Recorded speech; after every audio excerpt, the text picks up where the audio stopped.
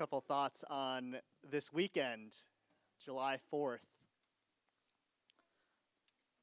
Long before our founders wrote that all men are created equal, endowed by their creator with certain unalienable rights, the daughters of Zelophehad had already argued similarly before Moses and the people in the wilderness. In this week's Torah portion, Pinchas, we begin the three-part narrative about Zelophehad's remarkable daughters, Machlah, Noah, Hoglah, Milcah, and Tirzah. For those of you who haven't yet met Zelophehad's daughters, allow me to introduce them to you.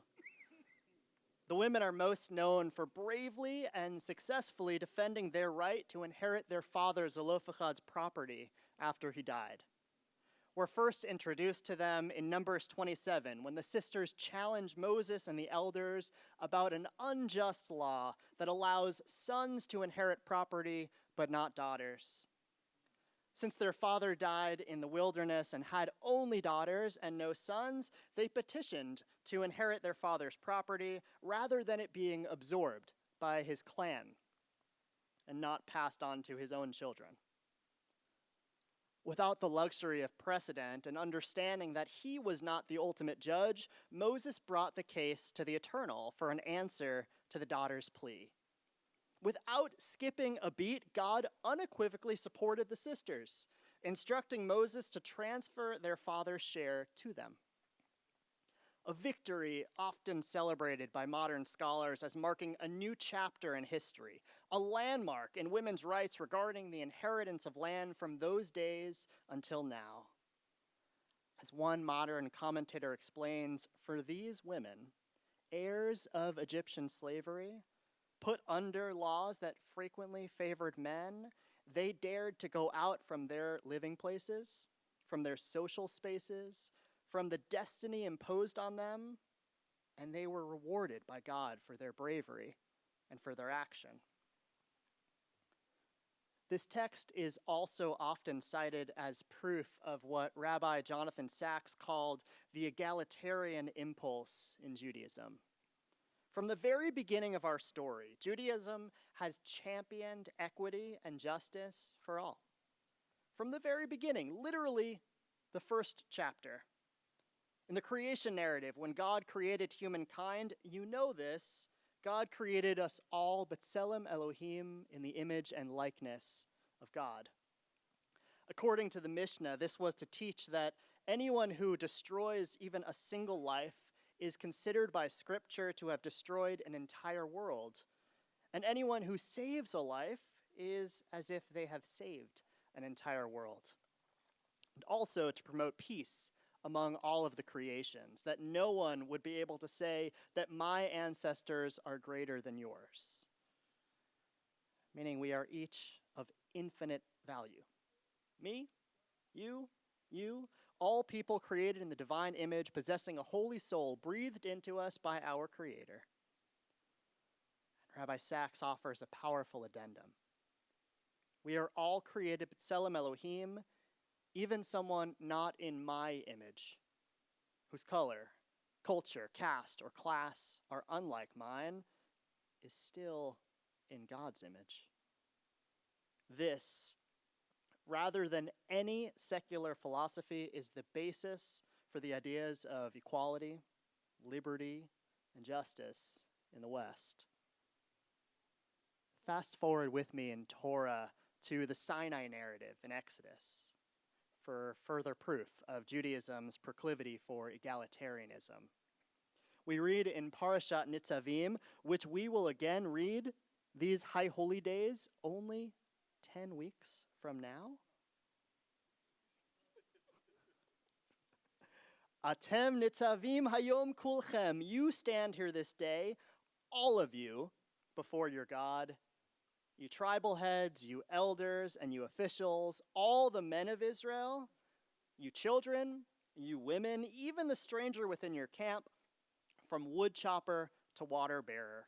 All of you stand here this day to enter into the covenant of your God.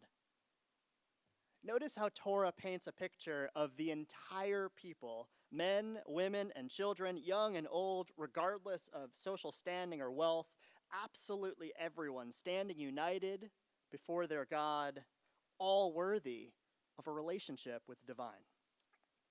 So not only were we all created equal, but the covenant God forged with the people at Sinai was made with the entire people as a whole. Together, all of Israel consented to the brit, standing before God, ba'agudat achat, a single spiritual unit, proclaiming all that Adonai has spoken, we will do. We're all in this together. We'll each hold up our part of the bargain. We each matter in this covenant, and our actions matter.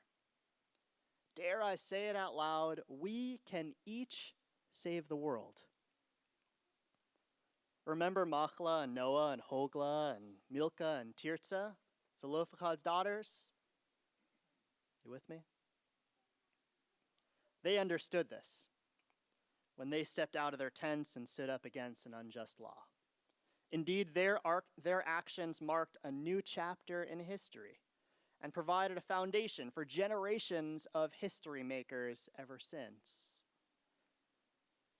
You know, my daughter Amalia has a book she often asks me to read, and I thought about it when writing this sermon. The book is called Courageous People Who Changed the World. It features some of history's famous changemakers. Amalia likes to point at the colorful illustrations as I read to her about William Wilberforce and his efforts to end the unjust enslavement of Africans, about Harriet Tubman's orchestration of the Underground Railroad, Abraham Lincoln's Emancipation Proclamation, Susan B. Anthony and her suffrage movement, Mahatma Gandhi's teachings of nonviolence and his influence on Rosa Parks, and Martin Luther King Jr. and the American Civil Rights Movement, Malala and her push for equity and education, and on and on and on. Heroes whose remarkable work, one step, one letter, one day at a time, has influenced enormous change and brought us all a bit closer to living in the world of our dreams and our prayers. Time and again, Jewish tradition reminds us that we each have the power to change the world. Let me say that again. We each have the power to change the world.